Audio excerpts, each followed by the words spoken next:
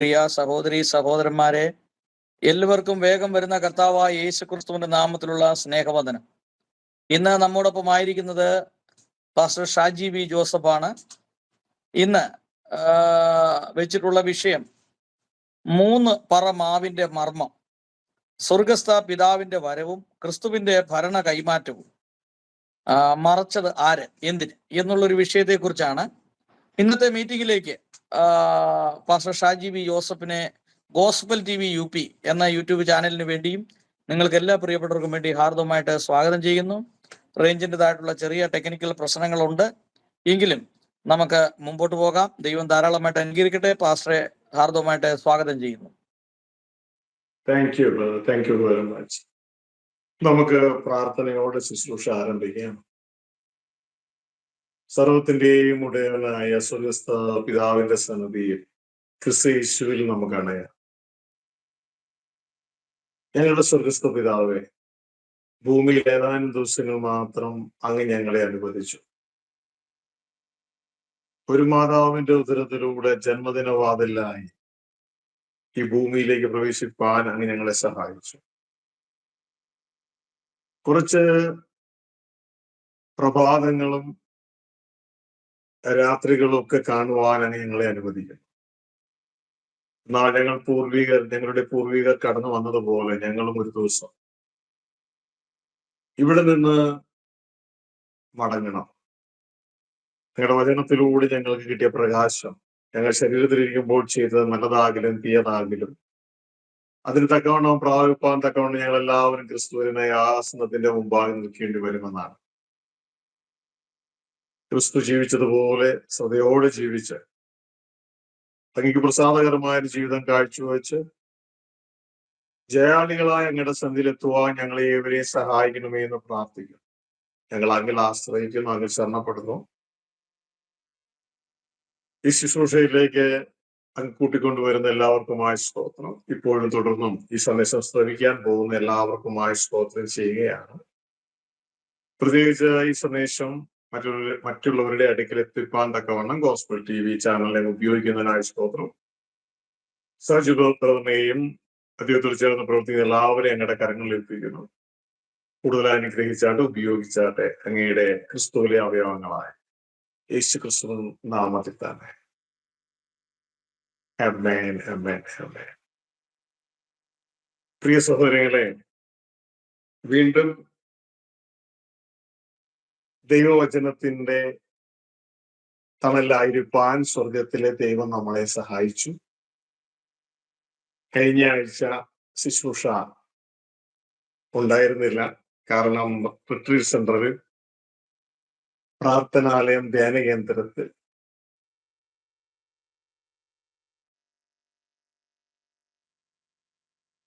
September മാസത്തെ ധ്യാനം നടക്കുകയായിരുന്നു. വളരെ ബ്ലസ്ഡ് ആയിട്ടുള്ള ശുശ്രൂഷ നടക്കുവാൻ ദൈവം സ്വർഗത്തിൽ സഹായിച്ചു. ഒരുപക്ഷെ നിങ്ങൾ പലരും അത് ഓൺലൈനിലൂടെ, സൂമിലൂടെ, യൂട്യൂബിലൂടെ ഒക്കെ ശ്രമിച്ചിട്ടുണ്ടായിരിക്കാം. കേട്ടിട്ടില്ല എങ്കിൽ അത് കേൾക്കുവാൻ SVJ മെസ്സേജസ് എന്ന യൂട്യൂബ് ചാനൽ സബ്സ്ക്രൈബ് ചെയ്യുക. കഴിഞ്ഞ സന്ദേശത്തിന്റെ ടൈറ്റിൽ സൃഷ്ടാവിന്റെ കത്ത് എന്ന ടൈറ്റിലായിരുന്നു. സൃഷ്ടാവിന്റെ കത്ത്.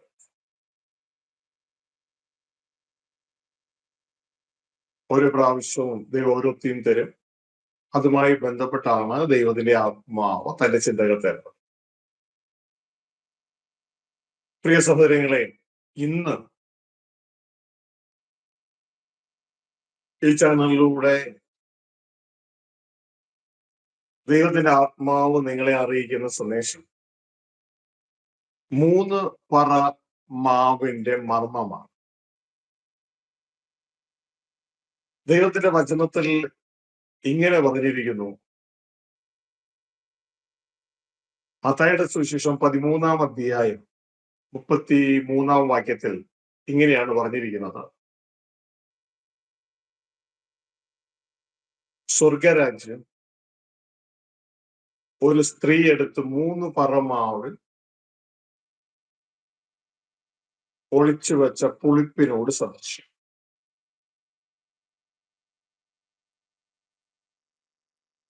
അപ്പോൾ തന്നെ മറ്റൊരു കാര്യവും കൂടെ ഈ സന്ദേശത്തിൽ നാം തിരിച്ചറിയേണ്ടതായിട്ടുണ്ട്.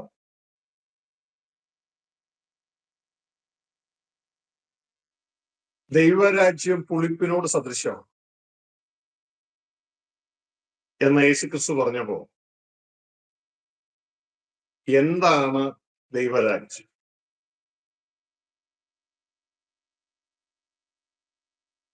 എന്ന ചോദ്യം പലർക്കും ഉണ്ടാകും.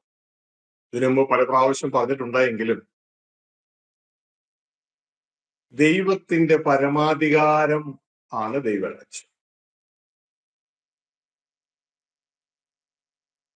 അതൊരു കുടുംബ ഭരണമാണ്, ദൈവത്തിന്റെ കുടുംബ ഭരണം.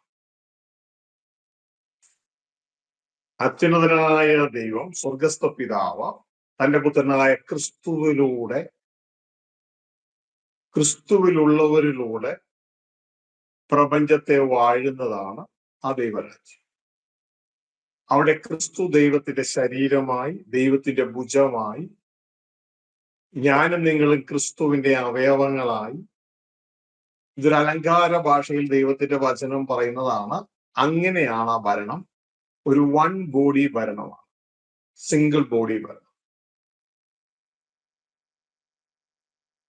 സ്വർഗസ്ഥ പിതാവ് തലയാണ്, ക്രിസ്തു ആ തലയുടെ കീഴിലുള്ള ശരീരമാണ്. ശരീരം എങ്ങനെ തലയ്ക്ക് വിധേയപ്പെട്ടിരിക്കുന്നു അതേപോലെ ക്രിസ്തു സ്വർഗസ്ഥ പിതാവിന് വിധേയപ്പെട്ടിരിക്കുന്നു. അപ്പോൾ തന്നെ ശരീരത്തിന്റെ ഉള്ളിൽ എങ്ങനെ അവയവങ്ങൾ വളരെ ചേർന്ന് വിന്യസിച്ചിരിക്കുന്നുവോ അതേപോലെ ക്രിസ്തുവെ അനുസരിക്കുന്ന ഞാനും നിങ്ങളും ആ ക്രിസ്തുവിന്റെ അവയവങ്ങളായി നിലകൊള്ളുന്നു. അങ്ങനെ സ്വർഗസ്ഥ പിതാവ് എന്ന തല പ്രവർത്തിക്കുമ്പോൾ,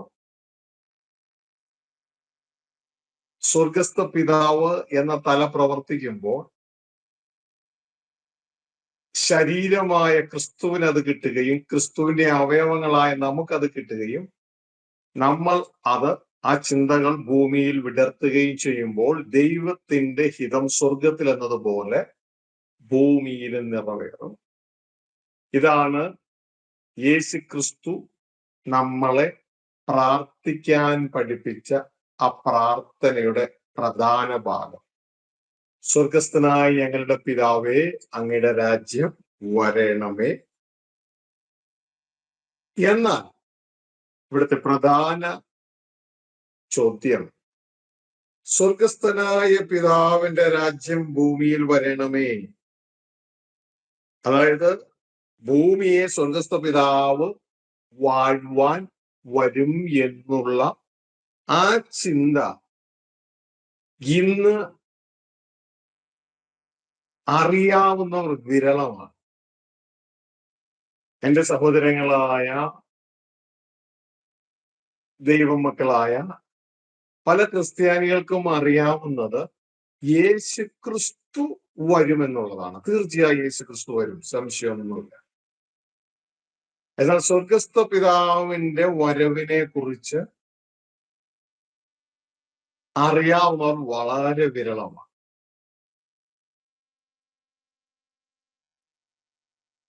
ഈ സ്വർഗസ്ഥ പിതാവിന്റെ വരവിനെ കുറിച്ച് മാത്രമല്ല, ഈ സ്വർഗസ്ഥ പിതാവ് വരുമ്പോൾ യേശു ക്രിസ്തു എന്ന ദൈവത്തിന്റെ പുത്രൻ ഭരണം പിതാവിന് കൈമാറുമെന്നുള്ളതും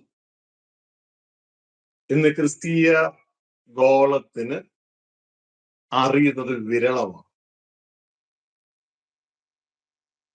അപ്പൊ ഈ രണ്ട് കാര്യങ്ങളും യാഥാർത്ഥ്യമാണെന്ന് വിശുദ്ധ ബൈബിളിലെ വചനം പറയുന്നു. അങ്ങനെയെങ്കിൽ ഇത് ക്രിസ്ത്യാനികളായ നമ്മൾ, എൻ്റെ സഹോദരങ്ങൾ നല്ലൊരു പങ്കും അറിയാഞ്ഞത് എന്തുകൊണ്ടാണ്? ആരാണ് ഇതിനെ മറച്ചത് എന്ന ഒരു ചോദ്യവും അതിന്റെ ഉത്തരവും ഇന്ന് നമ്മൾ ദൈവത്തിൽ ആശ്രയിച്ച് ഡിസ്കസ് ചെയ്യാൻ പോവുകയാണ്.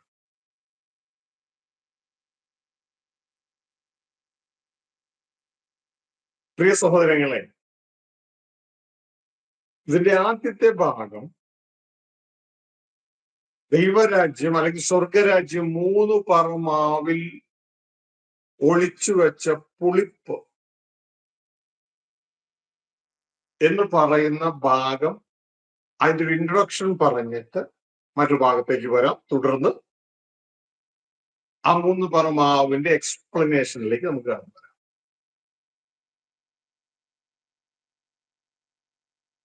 കഴിഞ്ഞ സന്ദേശം നിങ്ങൾ ഓർക്കുന്നുണ്ടോ?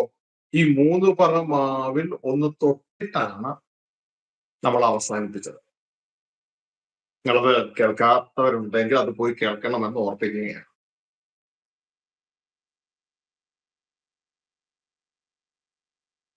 ആ വാക്യമൊന്ന് വായിക്കാൻ. മത്തായിയുടെ സുവിശേഷം 13-ാം അധ്യായം 33-ാം വാക്യത്തിൽ അവൻ മറ്റൊരു ഉപമ അവരോട് പറഞ്ഞു. യേശുക്രിസ്തു ഒരു ഉപമ പറഞ്ഞു. സ്വർഗരാജ്യം പുളിച്ച മാവിനോട് സദൃശ്യം. അതൊരു സ്ത്രീ എടുത്ത് 3 പറമാവിൽ എല്ലാം പുളിച്ചു വരുവോളം അടക്കി വെച്ചു.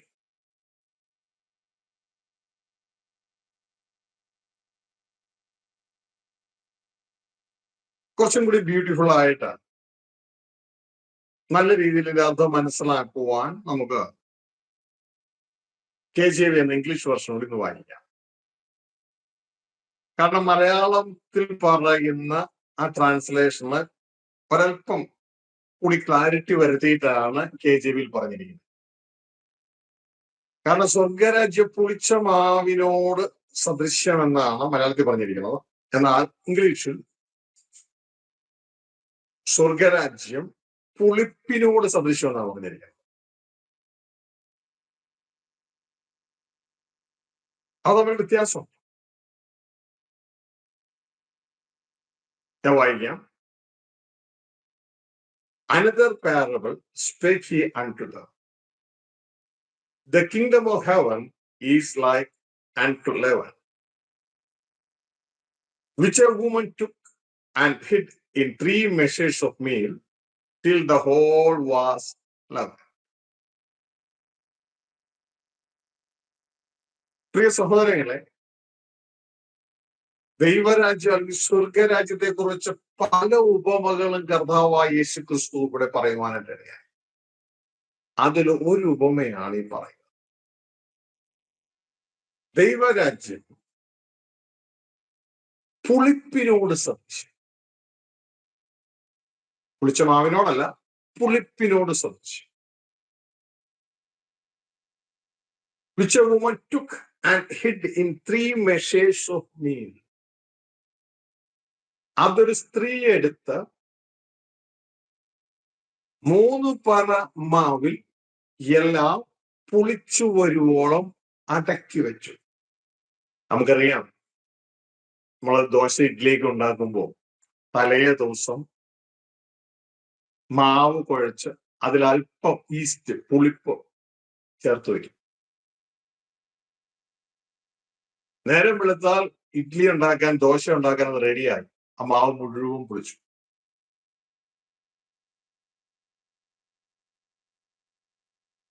ഇവിടെ യേശുക്രിസ്തു ഉപയോഗിക്കുന്ന ഈ ഉപമയിൽ നമുക്ക് തരുന്ന സന്ദേശം ഇതാണ്. ദൈവരാജ്യത്തിന്റെ നേച്ചർ ഇതാണ്.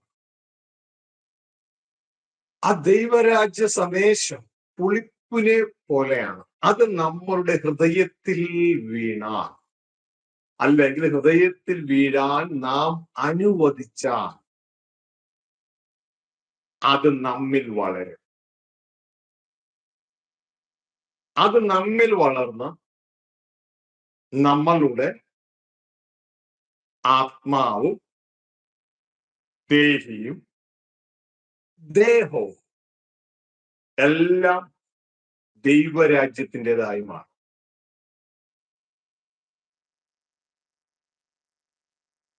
വളരെ ശ്രദ്ധിക്കണം. ഈ 3 പരം ആ ഒരു മർമ്മമാണ്.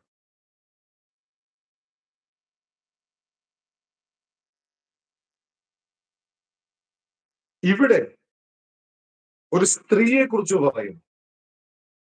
സ്ത്രീ വേണം ആ പുളിപ്പെടുത്ത് 3 പറ മാവിൽ വെക്കാൻ.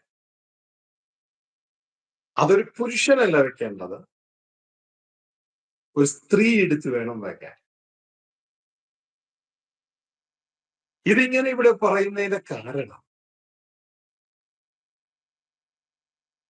നമുക്ക് ഈ ലോകത്തിൽ ജഡതലത്തിൽ മെയിലും ഫിമെയിലും ഉണ്ട്, ആണും പെണ്ണും ഉണ്ട്. എന്നാൽ ആത്മതലത്തിൽ ആണും പെണ്ണും ഉണ്ട് എന്ന തലത്തിൽ ദൈവവചനം സംസാരിക്കുന്നു. അതിന്റെ ഡീപ്പിലേക്ക് ഞാൻ പോകുന്നില്ല, കാരണം മനുഷ്യർക്ക് അത് മനസ്സിലാകാൻ ബുദ്ധിമുട്ടാണ്. മനുഷ്യൻ എന്ന് പറയുന്നത് സോൾ ബീയിങ് ആണ്. ഉൽപ്പത്തി 2:7 ദൈവത്തിന്റെ വചനം ഇങ്ങനെ പറയുന്നു: ദൈവം ഭൂമിയിൽ നിന്ന് പൂഴിയെടുത്ത് കുഴച്ച് ഒരു മനുഷ്യനെ ഉണ്ടാക്കി, ആ മനുഷ്യന്റെ മൂക്കിൽ തന്റെ ജീവശ്വാസം ഊതി മനുഷ്യൻ ജീവനുള്ള ദേഹിയായി തീർന്നു. ദേഹി.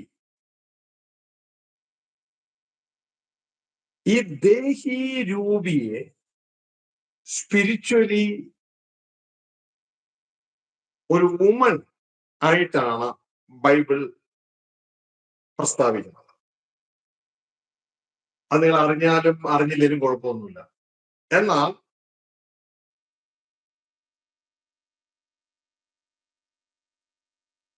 ആത്മരൂപിയെ, അതായത് യേശുക്രിസ്തുവിനെ കുറിച്ച് പറയുന്നു, ഒടുക്കത്തെ ആദമായ യേശുക്രിസ്തുവിനെ കുറിച്ച് പറയുന്നു, യേശുക്രിസ്തു ജീവിപ്പിക്കുന്ന ആത്മാവായി.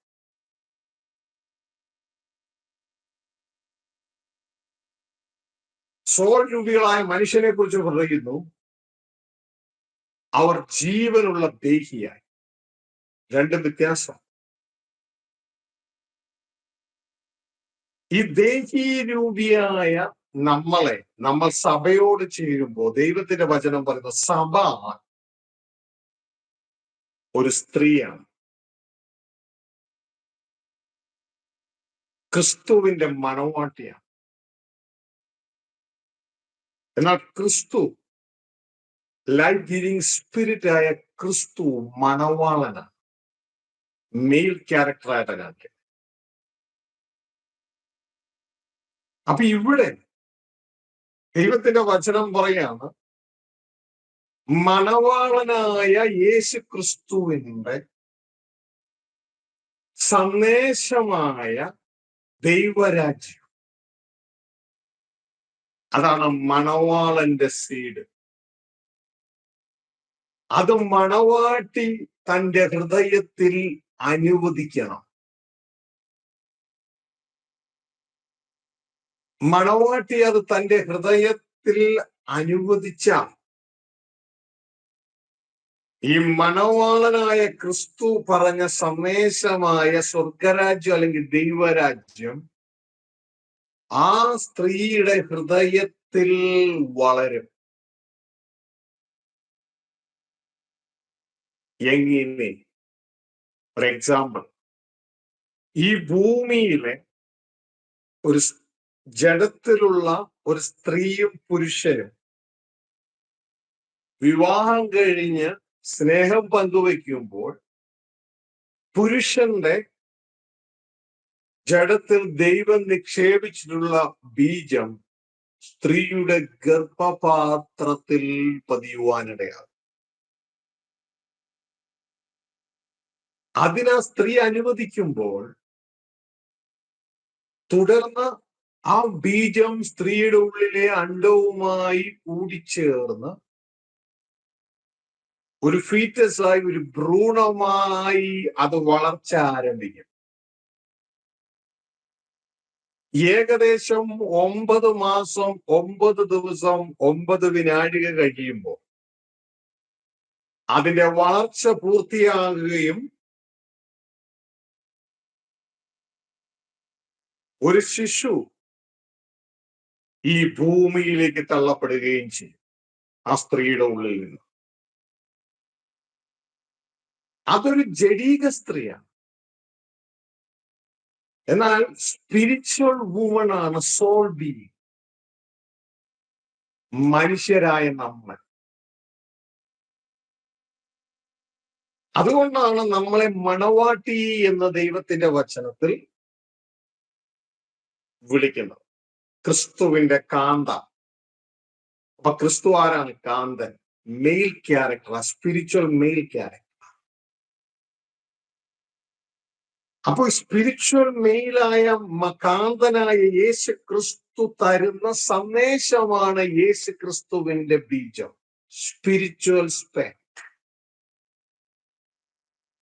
അതാണ് ആത്മീക മണവാട്ടിയായ സഭയിലുള്ള ഞാനും നിങ്ങളും ഗർഭപാത്രത്തിലല്ല, നമ്മുടെ ഹൃദയമാകുന്ന പാത്രത്തിൽ സൂക്ഷിക്കേണ്ടത്. എന്നാൽ നിർഭാഗ്യവശാൽ ആ വേട് ശരിയാണോ എന്ന് എനിക്ക് അറിയത്തില്ല. മറ്റൊരിതിൽ പറഞ്ഞാൽ പിശാചിന്റെ തട്ടിപ്പിനിരയായി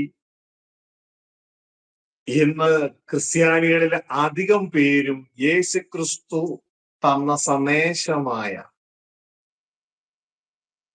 ആ ദൈവരാജ്യം അല്ലെങ്കിൽ സ്വർഗരാജ്യം എന്ന യേശുക്രിസ്തുവിന്റെ സന്ദേശം നമ്മുടെ ഹൃദയത്തിൽ എടുത്തു വെച്ചിട്ടില്ല.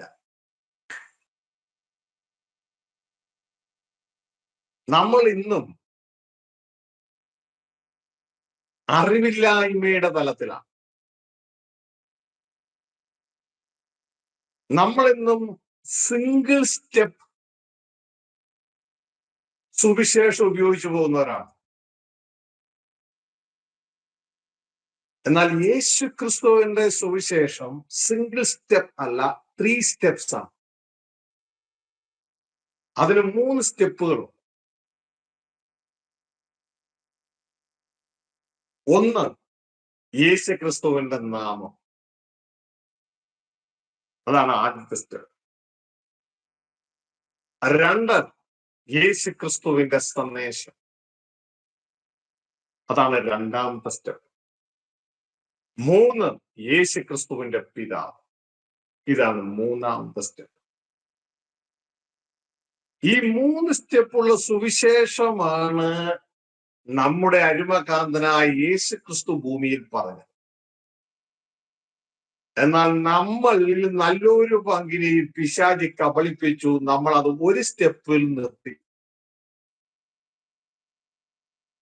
അതുകൊണ്ട് ന്യായവിധി സമയത്ത് യേശു ക്രിസ്തു ഇങ്ങനെയുള്ളവരോട് പറയുന്ന ഒരു കാര്യം, അവർ യേശുവിനെ കർത്താവ് രക്ഷിതാവുമായി സ്വീകരിച്ചതാണ്. അവര് കേട്ട സുവിശേഷം അവര് പലരോടും പറഞ്ഞതുവാ.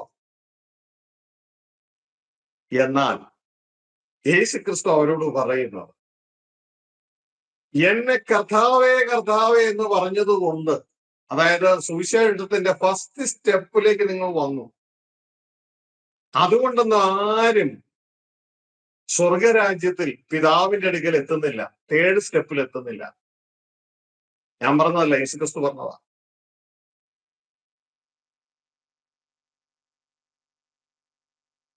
തന്റെ പേരിൽ സുവിശേഷ വേല ചെയ്തു എന്ന് പറഞ്ഞവരുടെ യേശു പറഞ്ഞത് ഇങ്ങനെയാണ്, ഐ നെവർ ന്യൂ യു, ഞാൻ ഒരു കാലത്ത് നിങ്ങളെ അറിഞ്ഞിട്ടില്ല. അധർമ്മം പ്രവർത്തിക്കുന്നവര് എന്നെ വിട്ടുപോകും. ഇവരെല്ലാം സിംഗിൾ സ്റ്റെപ്പിൽ നിന്നവരാ സുവിശേഷം. 3 പറ മാവ് സുവിശേഷത്തിന്റെ മർമ്മമായി പറഞ്ഞു വരുന്നു.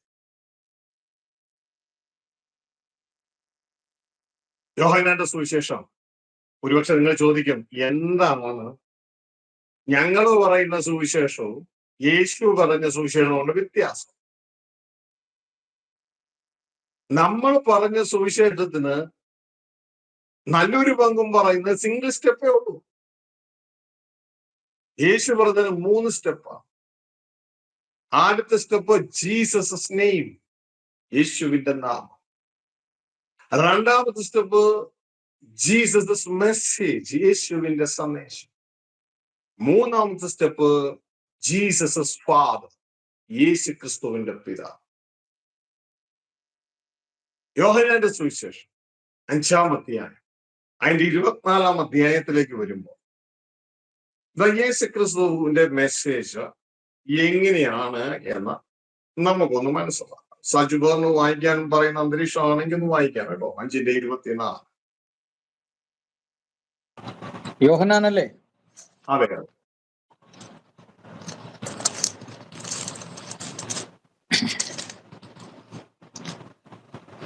ആമേൻ ആമേൻ, ഞാൻ നിങ്ങളോട് പറയുന്നു, എന്റെ വചനം കേട്ട് എന്നെ അയച്ചവനെ വിശ്വസിക്കുന്നവന് നിത്യജീവനുണ്ട്. അവൻ ന്യായവിധിയിലാകാതെ മരണത്തിൽ നിന്ന് ജീവനിലേക്ക് കടന്നിരിക്കുന്നു. ശ്രദ്ധിച്ചേ പ്രിയ സഹോദരങ്ങളെ, യേശു ക്രിസ്തു ഡബിൾ സിഗ്നേച്ചർ ഇട്ടതുപോലെ പറയാണ്, ആമേൻ ആമേൻ, ഞാൻ നിങ്ങളോട് പറയുന്നു, എന്റെ വചനം കേട്ട് എന്നെ അയച്ചവനെ വിശ്വസിക്കുന്നവൻ നിത്യജീവനുണ്ട്. അപ്പൊ ആർക്കാ നിത്യജീവൻ? എന്റെ വേടല്ല, യേശു ക്രിസ്തുവിന്റെ സ്വന്തം വാമയാണ്. യേശു ക്രിസ്തു പറഞ്ഞു, എന്റെ വചനം കേട്ട് എന്നെ അയച്ചവനെ വിശ്വസിക്കുന്നവന് നിത്യജീവൻ ഉണ്ട്. അവൻ ന്യായവിധിയിലാകാതെ. അപ്പൊ ബാക്കിയുള്ളവരൊക്കെ ന്യായവിധിയില്ല, മരണത്തിൽ നിന്ന് ജീവനിലേക്ക് കടന്നിരിക്കുന്നു. ഇതാണ് മത്തായി 7:21, 22, 23 ദൈവദാസന്മാരും വിശ്വാസികളും ന്യായവിധിയിലാകുന്നു. കർത്താവ് പറഞ്ഞ ഒരു ജനത്തിനെ അറിഞ്ഞിട്ടില്ല, ഗരാവും. അപ്പൊ നമ്മൾ ഈ വചനം, വിശുദ്ധ ബൈബിളിലെ വചനം കണ്ടില്ല കേട്ടില്ല എന്നൊക്കെ നടിച്ചിട്ട് യാതൊരു കാര്യവുമില്ല. വളരെ ശ്രദ്ധയോടുകൂടെ നമ്മുടെ ജീവന് വേണ്ടി തന്നേക്കണ വചനമായി നിങ്ങൾ ശ്രദ്ധിച്ചു നോക്കിയാൽ 3 സ്റ്റെപ്പ്. ദൈവത്തിന്റെ വചനം പറയാണ്, ഞാൻ നിങ്ങളോട് പറയുന്നു. ഒരു പ്രധാനപ്പെട്ട വാർത്ത, നേപ്പാൾ സമ്പൂർണമായി തകർന്നിരിക്കുന്നു. ശ്രദ്ധിച്ചാട്ടെ, മറ്റേ സൗണ്ടുകൾ കയറി വരുന്നു. ഇതാ ഇവിടെ പറയാണ്, ആമേൻ ആമേൻ, ഞാൻ നിങ്ങളോട് പറയുന്നു, എന്റെ വചനം കേട്ട് എന്നെ അയച്ചവനെ വിശ്വസിക്കുന്നുവെന്ന്. നിങ്ങളുടെ വ്യക്തമായിട്ട് കാണാം, 3 സ്റ്റെപ്സ് ആണ് യേശു പറയുന്നത്. ഒന്ന്, യേശു, എന്റെ, ആ യേശു എന്ന നാമം. 2, യേശുവിന്റെ വചനം, അതാണ് യേശു ക്രിസ്തു പ്രസംഗിച്ച സന്ദേശം. 3, അത് കേട്ട് എന്നെ അയച്ചവനെ വിശ്വസിക്കുന്നവൻ. ആരാണ് അയച്ചവൻ? സ്വർഗസ്ഥ പിതാവ്. 3 സ്റ്റെപ്പുകൾ നിങ്ങൾക്ക് കാണാം. 1, യേശു. 2, യേശുവിന്റെ സന്ദേശം. 3, യേശു ക്രിസ്തുവിന്റെ പിതാവ്. പിതാവിൽ വിശ്വസിക്കുന്നവന് നിത്യജീവൻ. അവൻ മരണത്തിൽ പിടിയിലാകാതെ, ന്യായവിധിയിലാകാതെ മരണത്തെ ജീവനിലേക്ക് കടക്കുന്നു. ബാക്കി എല്ലാവരും ന്യായവിധിയിലാകും. വളരെ ശ്രദ്ധയോടെ മനസ്സിലാക്കുക. നമ്മൾ ഇന്ന് ഉപയോഗിക്കുന്നത് യേശുവിന്റെ നാമമാണ്. ഫസ്റ്റ് സ്റ്റെപ്പാണ്. നല്ല കാര്യം, ഉപയോഗിക്കണം. അതിലൂടെയാണ് നമുക്ക് രക്ഷ കടന്നു വരുന്നത്, സാൽവേഷൻ കടന്നു വരുന്നത്. സൗജന്യമായി, നമ്മളൊന്നും ചെയ്തിട്ടല്ല, യേശു ക്രിസ്തു ചെയ്തതിന്റെ ഫലം നാം അനുഭവിക്കുക. സാൽവേഷൻ, കഴിഞ്ഞകാല പാപങ്ങളുടെ ശിക്ഷയിൽ നിന്നുള്ള വിടുതൽ. എന്നാൽ സെക്കൻഡ് സ്റ്റെപ്പ് യേശു പറയാണ്, എന്റെ സന്ദേശം, എന്റെ വചനം കേട്ട്. അപ്പൊ സെക്കൻഡ് സ്റ്റെപ്പ് എന്ന് പറയുന്നത് യേശുവിന്റെ സന്ദേശം. ഇന്ന് യേശുവിന്റെ സന്ദേശം നല്ലൊരു പങ്ക് സഭകൾക്കും ദൈവമക്കൾക്കും മിസ്സായി.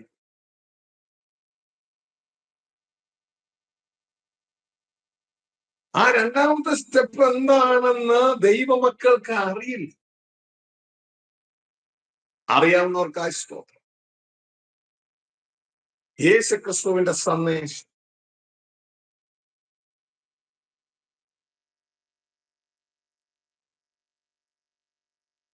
ഇതാണ്. മറുരൂപം മലയിൽ യേശുക്രിസ്തു മോശയും ഏലിയാവുമായി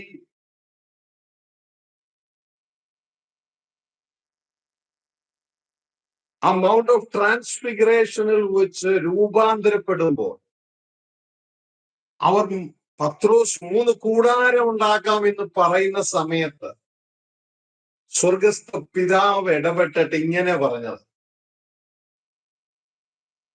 ഇവൻ എന്റെ പ്രിയ പുത്രനാണ്, ഇവന് ചെവി കൊടുപ്പിൻ. ഇവന് ചെവി കൊടുപ്പിൻ. അതിന്റെ അർത്ഥം എന്താ? നമ്മുടെ ചെവി പറിച്ചു കൊടുക്കുകയാണോ? അല്ലേ അല്ല. അതിന്റെ അർത്ഥം ഇതാണ്, സ്വർഗസ്ഥ പിതാവായി ഞാൻ നിങ്ങൾക്ക് തരുവാൻ ഒരു സന്ദേശം എന്റെ മകനായ ക്രിസ്തുവിന്റെ കയ്യിൽ കൊടുത്തു വിട്ടിട്ടുണ്ട്.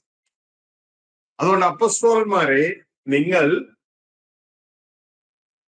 എന്റെ ഈ പ്രിയ പുത്രന് പറയാനുള്ള സന്ദേശത്തിന് ചെവി കൊടുക്കുക.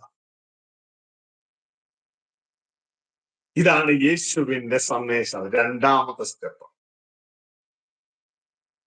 അതാണ് യേശു പറയുന്നത്, എന്റെ വചനം കേട്ട്. ഇന്ന് യേശുവിന്റെ വചനം എത്ര വിശ്വാസികൾക്കറിയാം? യേശു എന്താ പ്രസംഗിച്ചത്? യേശു പ്രസംഗിച്ചതാണ് ദൈവരാജ്യം അല്ലെങ്കിൽ സ്വർഗരാജ്യം. അത് 3 പറമാവിൽ ഒളിച്ചു വെച്ച പുളിപ്പിനെ പോലെ. അപ്പോ ഒന്നാമത്തെ സ്റ്റെപ്പ് യേശുവിന്റെ നാമം. അവന്റെ നാമം വിളിച്ചപേക്ഷിക്കുന്ന ഏവനും രക്ഷിക്കപ്പെടും. സത്യമാണ്. യേശുവിനെ കർത്താവേ എന്ന വിശ്വാസത്തോടുകൂടെ യേശു എന്റെ പാപങ്ങൾക്ക് വേണ്ടി മരിച്ചു, ഞാൻ മരിക്കേണ്ട സ്ഥാനത്ത് യേശു മരിച്ചു, യേശു ദൈവത്തിന്റെ മകനാണ്, ദൈവം അയച്ചിട്ടാണ് വന്നത്, എന്റെ പാപങ്ങൾക്ക് വേണ്ടിയാണ് മരിച്ചത് എന്ന് വിശ്വസിച്ചുകൊണ്ട് യേശുവിനെ കർത്താവ് രക്ഷിതാവുമായി നാം ഏറ്റുപറയുമ്പോൾ ക്രിസ്തുവിന്റെ നാമം വിളിച്ചപേക്ഷിക്കുന്ന ഏവൻ രക്ഷിക്കപ്പെടുമെന്നുള്ള വചനം സൗജന്യമായി നമുക്ക് ലഭിച്ചു. എന്നാൽ പ്രിയ സഹോദരങ്ങളെ, സുവിശേഷം വിശ്വസിക്കുവാൻ മാത്രമുള്ളതല്ല. സുവിശേഷം നമുക്ക് പല രീതിക്ക് പറയുന്ന സുവിശേഷം വിശ്വസിക്കാനുള്ളത് മാത്രം അല്ലേ അല്ല. ശ്രദ്ധിക്കുക, യേശുക്രിസ്തുവിന്റെ നാമം, യേശുക്രിസ്തു കാൽവരിയിൽ നമുക്ക് വേണ്ടി ചെയ്തത്, അതിൽ നമുക്ക് പ്രവൃത്തി ഒന്നുമില്ല. നാം അത് വിശ്വസിച്ച് വാഗൊണ്ട് ഏറ്റു പറഞ്ഞാൽ മാത്രം മതി. അതാണ് വിശ്വാസം വഴിയുള്ള രക്ഷ. എന്നാൽ യേശുക്രിസ്തുവിന്റെ സന്ദേശത്തിലേക്ക് വരുമ്പോൾ അവിടെ വിശ്വാസം മാത്രമല്ല, നമ്മുടെ പ്രവൃത്തിയും അവിടെ ആവശ്യം. വളരെ വ്യക്തമായി മനസ്സിലാക്കുക. പലപ്പോഴും നാം ഈസി വഴി അന്വേഷിച്ച് നടക്കുന്ന വ്യക്തികളാണെങ്കിൽ, ഞാൻ യേശുവിൽ വിശ്വസിച്ചു എന്ന് പറഞ്ഞുകൊണ്ട് നാം കടന്നുപോയി അവസാനം നാം പെട്ടുപോകുവാനും ഇടയാണ്. വളരെ വ്യക്തതയോടെ മനസ്സിലാക്കുക. സുവിശേഷം, യേശുക്രിസ്തുവിന്റെ രക്ഷയുടെ സന്ദേശം, അതിൽ നാം വിശ്വസിച്ചാൽ മതി. യേശു ചെയ്തത് വിശ്വസിച്ചാൽ. പക്ഷെ യേശുക്രിസ്തു പറഞ്ഞ സന്ദേശം, അതിൽ നാം വിശ്വസിച്ചാൽ മാത്രം പോരാ, അതിൽ നാം പ്രവർത്തിക്കേണ്ടതായിട്ടുണ്ട്.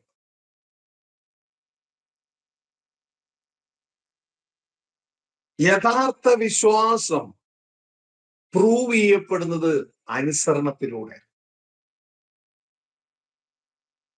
ഇതുകൊണ്ടാണ് 1 പത്രോസ് 4-ാം അധ്യായം 17-ാം വാക്യത്തിൽ സുവിശേഷത്തെ കുറിച്ച് ഇങ്ങനെ പറയുന്നത്, സുവിശേഷം അനുസരിക്കാനുള്ളതാണ്.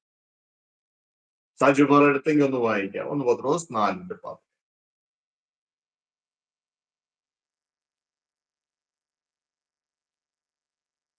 റെഫറൻസ് ഒന്നുകൂടെ പറയണേ. മർക്കോസ് 1 പത്രോസ് 4-ാം അധ്യായം 17-ാം വാക്യം.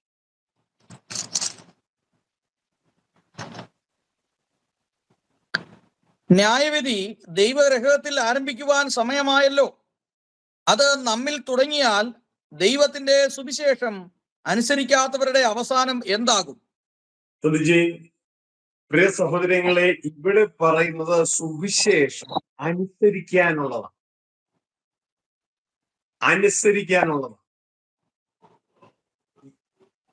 യേശു ക്രിസ്തുവിനെ നാം കർത്താവായി സ്വീകരിക്കുമ്പോൾ ആ സുവിശേഷത്തിന്റെ ഫസ്റ്റ് സ്റ്റെപ്പ് അത് യേശു ക്രിസ്തു പിതാവിനെ അനുസരിച്ചതിന്റെ ഫലം നമ്മൾ ഏറ്റെടുക്കുകയാണ് വിശ്വാസത്തിലൂടെ. അവിടെ നമുക്ക് വേറെ പ്രവൃത്തിയൊന്നുമില്ല. നമ്മൾ ഇനി പാപത്തിന് പരിഹാരത്തിനായി ഉരുളുകയോ മല കയറുകയോ ഒന്നും വേണ്ട. യേശു ക്രിസ്തു പ്രവർത്തിച്ചു, നാം ആ പ്രവൃത്തി വിശ്വാസത്താൽ സ്വീകരിച്ചു. എന്നാൽ സുവിശേഷത്തിന്റെ സെക്കൻഡ് സ്റ്റെപ്പ് യേശു പറയാണ്, എന്റെ വചനം കേട്ട്. അതാണ് യേശുവിന്റെ സന്ദേശം. ആ സന്ദേശം നാം കേൾക്കുമ്പോൾ അതാണ് സെക്കൻഡ് സ്റ്റെപ്പ്. അതിൽ അനുസരണമുണ്ട്.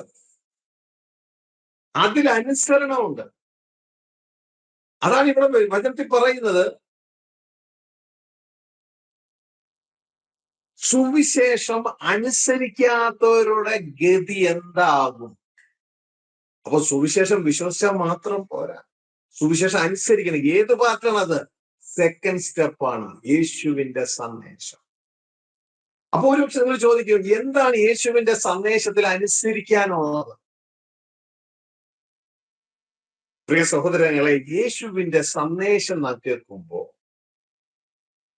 ദൈവത്തിന്റെ വചനം എന്താ യോഹന്നാൻ 5:24 പറഞ്ഞത്? എന്റെ വചനം കേട്ട് എന്നെ അയച്ചവനെ വിശ്വസിക്കുക. അപ്പൊ മൂന്നാമത്തെ സ്റ്റെപ്പ്, നാം യേശുവിന്റെ സന്ദേശം കേട്ടാൽ മൂന്നാമത്തെ സ്റ്റെപ്പ് നമ്മുടെ ഹൃദയത്തിൽ വെളിപ്പെടും. മൂന്നാമത്തെ സ്റ്റെപ്പ് എന്താണ്? സ്വർഗസ്ഥ പിതാവ്, യേശുവിന്റെ പിതാവ്. ഇതാ യേശു പറയുന്നത്, എന്റെ വചനം കേട്ട് എന്നെ അയച്ചവനെ വിശ്വസിക്കുന്നവന്. അപ്പോ രണ്ടാമത്തെ സ്റ്റെപ്പായ യേശുവിന്റെ വചനം നാം കേൾക്കുമ്പോൾ നമ്മുടെ ഹൃദയത്തിൽ ആര് വെളിപ്പെടും? എനിക്കും നിങ്ങൾക്കും വേണ്ടി കാത്തിരിക്കുന്ന ഒരു സ്വർഗസ്ഥ പിതാവുണ്ടെന്നും ആ പിതാവോട് ഒരുമിച്ച് ജീവിപ്പാൻ ആ പിതാവ് പുത്രനായ ക്രിസ്തുവിലൂടെ നമ്മളെ ക്ഷണിക്കുകയാണ് എന്നും അതിനുള്ള വഴിയാണ് കാൽവരി ക്രൂസിൽ ഒന്നാമത്തെ സ്റ്റെപ്പിലൂടെ തുറന്നതെന്നും നാം തിരിച്ചറിഞ്ഞിട്ട് ബൈബിളിലെ ഏറ്റവും പ്രധാനപ്പെട്ട ഡിമാൻഡായ നിങ്ങളെ വിളിച്ചവൻ പരിശുദ്ധനാകയാൽ വിശുദ്ധനാകയാൽ നിങ്ങളും വിശുദ്ധരായിരിപ്പിൻ എന്ന ഒരു സന്ദേശം നമ്മുടെ ഹൃദയത്തിൽ തെളിയും. ആ സന്ദേശത്തിന്റെ പ്രവൃത്തി തലമാണ് നമ്മളുടെ അനുസരണം, സുവിശേഷത്തോടുള്ള നമ്മുടെ അനുസരണം. ഇതാണ് വിശുദ്ധ ബൈബിൾ പറയുന്നത്. നിങ്ങൾ വചനം കേട്ടിട്ട് അത് ചെയ്യാത്തവരാണെങ്കിൽ പ്രവൃത്തിയുണ്ട്. കണ്ണാടിയിൽ നിങ്ങളുടെ സ്വാഭാവിക മുഖം കണ്ടിട്ട് ഒന്നും ചെയ്യാതെ പോകുന്ന നിങ്ങളെ തന്നെ ചതിക്കുന്നവരാണ്. എന്റെ സഹോദരങ്ങൾ, അനേകം പേര് ഇത് വളരെ ലൈറ്റായിട്ട് എടുത്തിരിക്കുന്നത്, ലൈറ്റായിട്ട്. കാരണം അവർ ഒരു ഈസി വഴി സുവിശേഷത്തിൽ ഫസ്റ്റ് സ്റ്റെപ്പ് മനുഷ്യനൊന്നും ചെയ്യണ്ട, യേശു എല്ലാം ചെയ്തു. ശരിയാണ്, ഫസ്റ്റ് സ്റ്റെപ്പിൽ യേശു എല്ലാം ചെയ്തു, നമ്മൾ വിശ്വസിച്ച് ഏറ്റെടുത്താൽ മാത്രം മതി. എന്നാൽ യേശു ക്രിസ്തു പറഞ്ഞ സുവിശേഷത്തിന്റെ സെക്കൻഡ് സ്റ്റെപ്പ്, എന്റെ വചനം കേട്ട്. ആ യേശുവിന്റെ മെസ്സേജ് നാം കേട്ടാൽ ഉടനെ നമ്മുടെ അകത്ത് തെളിയുന്ന ഒരാളാണ് യേശു ക്രിസ്തുവിനെ അയച്ച സ്വർഗസ്ഥ പിതാവ്. അതാണ് യേശു ക്രിസ്തു പറഞ്ഞത്, എന്റെ വചനം കേട്ട് എന്നെ അയച്ചവനെ വിശ്വസിക്കുന്നവന് നിത്യജീവനുണ്ട്, അവൻ ന്യായവിധിയിലാകാതെ. അപ്പോ അല്ലാത്തവരൊക്കെ എന്തു സംഭവിക്കും? അവർ ന്യായവിധിയിലാകും. അതാണ് മത്തായി 7:21, 22, 23. ദൈവദാസന്മാരും വിശ്വാസികൾ ന്യായവിധിയിലാകും. അപ്പോ ഇവിടെ യാക്കോബ് 1-ാം അധ്യായം അതിന്റെ 21, 22 വാക്കുകൾ വായിക്കുമ്പോൾ അവിടെ എഴുതിയിരിക്കുന്ന കാര്യം വളരെ ശ്രദ്ധയോടെ എല്ലാ ദൈവമക്കളും മനസ്സിലാക്കുക. നാം ചതിക്കപ്പെടരുത്. ഏതെങ്കിലും ഒരു ഗ്രൂപ്പിന്റെ, ഡിനോമിനേഷന്റെ, സംഘടനയുടെ അവരുടേതായ കോർണറൈസ് ചെയ്ത ഒരു ഡോക്ടറിൻ കൊണ്ടല്ല നാം ഓടേണ്ടത്. വിശുദ്ധ ബൈബിളിൽ നിഷ്പക്ഷമായി ക്രിസ്തുവോട് ചേർന്ന് നിൽക്കുന്ന വചനം കൊണ്ട് വേണം നാം ഓടാൻ. അല്ലെങ്കിൽ നാം നമ്മെ തന്നെ ചതിക്കുകയാണ് ചെയ്യുന്നത്. വായിച്ചാട്ടെ, സജുബറിന് പറ്റുമെങ്കിൽ യാക്കോബ് 1:21, 22 വായിച്ചു. പാസ്റ്റർക്ക് മാത്രമേ എന്നെ കാണത്തില്ലാത്തുള്ളൂ, ബാക്കി യൂട്യൂബിൽ നന്നായിട്ട് കാണുന്നുണ്ട്. ഞാൻ നോക്കിക്കൊണ്ടായിരിക്കുന്നേ. എങ്ങനെയായാലും നമുക്ക് ഈ ആര് കുത്തിയാലും അരി വെളുത്താ മതി എന്നാണല്ലോ. എന്നെ കണ്ടാലും കണ്ടില്ലും മരണ കണ്ടാല് കാര്യം നടക്കട്ടെ. പറഞ്ഞോ, ബാക്കി എത്രയാ? യാക്കോബ് 1:21, 22.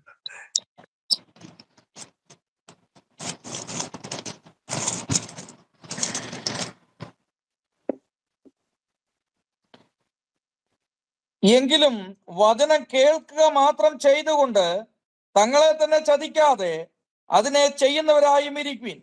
ഒരുത്തൻ വചനം കേൾക്കുന്നവനെങ്കിലും ചെയ്യാത്തവനായിരുന്നാൽ അവൻ തന്റെ സ്വാഭാവിക മുഖം കണ്ണാടിയിൽ നോക്കുന്ന ആളോട് ഒക്കുന്നു. പ്രിയ സഹോദരനെ ശ്രദ്ധിക്കുക. അപ്പോ ഇവിടെ വിശ്വസിച്ചാൽ മാത്രം മതി എന്ന നമ്മുടെ തലത്തിന്റെ അപ്പുറമായിട്ട് നമ്മളിൽ നിന്നൊരു അനുസരണം സുവിശേഷത്തോട് വരണം. അതാണ് ഇവിടെ എഴുതിയിരിക്കുന്നത്. ആകെ എല്ലാ അഴുക്കും ദുഷ്ടതയുടെ ആധിക്യവും വിട്ട്. എന്താ ഈ പറയുന്നതിന്റെ സാരം? സുവിശേഷം, യേശുവിന്റെ സന്ദേശം നമ്മളോട് ഡിമാൻഡ് ചെയ്യുകയാണ്. മോനെ, നിന്നെ വിളിച്ചിരിക്കുന്നത് മനുഷ്യരാരും കാണാത്തവനും കാണാൻ കഴിയാത്തവനും അടുത്തുകൂടാൻ കഴിയാത്ത വെളിച്ചത്തിൽ വസിക്കുന്നവനുമായ താൻ മാത്രം അമർത്യതയുള്ള യേശു ക്രിസ്തുവിന്റെ പിതാവായ അത്യുന്നതനായ ദൈവത്തോടു കൂടെ ജീവിക്കാനാണ് നിന്നെ വിളിച്ചിരിക്കുന്നത്. അതുകൊണ്ട് ഞാനും നിങ്ങളും, അത് എങ്ങനെ നമ്മൾ അറിയണേ? യേശുവിന്റെ സന്ദേശം കേൾക്കുമ്പോ. അതുകൊണ്ട് ഞാനും നിങ്ങൾ എന്ത് ചെയ്യണം? ഞാനും നിങ്ങളും താൻ വിശുദ്ധനായിരിക്കുന്നത് പോലെ, സ്വർഗസ്ഥ പിതാവ് വിശുദ്ധനായിരിക്കുന്നത് പോലെ ഞാനും നിങ്ങളും വിശുദ്ധരാകുവാൻ ബൈബിൾ നമ്മളോട് ആവശ്യപ്പെടുകയാണ്. അതുപോലെ എല്ലാ അഴുക്കും ദുഷ്ടതയുടെ ആധിക്യവും വിട്ട് നിങ്ങളുടെ സോളുകളെ, ആത്മാക്കൾ എന്നാണ് മലയാളത്തിലെ, ഇംഗ്ലീഷിലെ സോൾസ് എന്നാട്ടോ, ദേഹികൾ, നിങ്ങളുടെ ദേഹികളെ രക്ഷിപ്പാൻ ശക്തിയുള്ളതും ഉൾതട്ടതുമായ വചനം സൗമ്യതയോടെ കൈക്കൊള്ളുവേൻ. ഹല്ലേലൂയ. ഒന്നാം സ്റ്റെപ്പ് കഴിഞ്ഞ് രക്ഷിക്കപ്പെട്ടവരായ നാം എന്ത് ചെയ്യണം? നമ്മുടെ ഉള്ളിൽ നട്ടിരിക്കുന്ന വചനം, അതാണ് ലോ ഓഫ് ദ സ്പിരിറ്റ്, സ്വാതന്ത്ര്യത്തിന്റെ ന്യായ പ്രമാണം. ആ വചനം സൗമ്യതയോടെ കൈക്കൊള്ളുകയും. അതെങ്ങനെയാ കൈക്കൊള്ളുന്ന് ചോദിച്ചാൽ ഇവിടെ എഴുതിയിരിക്കുന്നു, എങ്കിലും വചനം കേൾക്ക മാത്രം ചെയ്തുകൊണ്ട് തങ്ങളെ തന്നെ ചതിക്കാതെ അതിനെ ചെയ്യുന്നവരുമായിരിപ്പിൻ.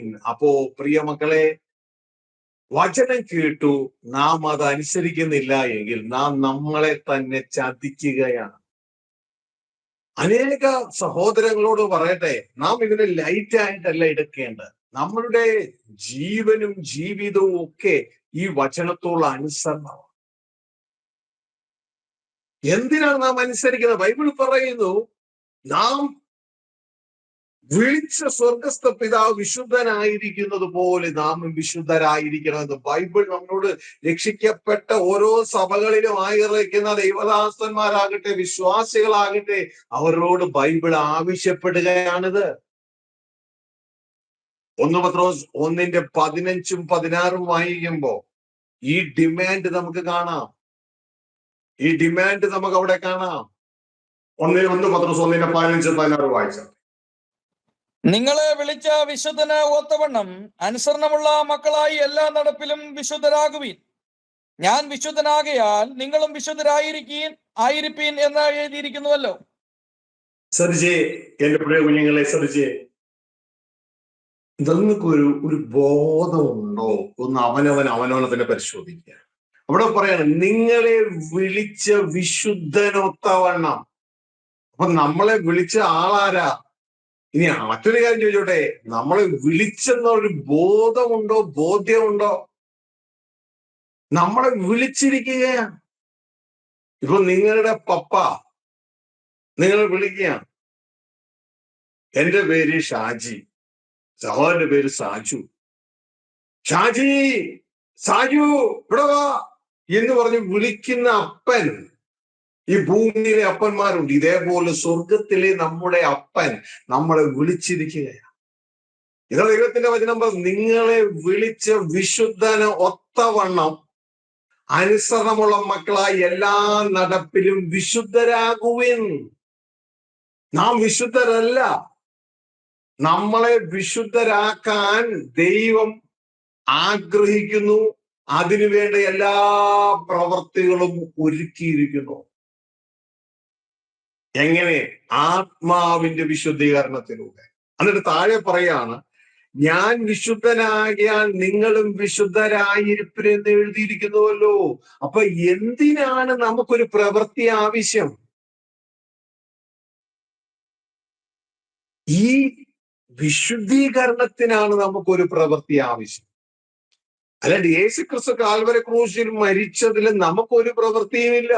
അത് യേശു എല്ലാം ചെയ്തു, നിവൃത്തിയായി.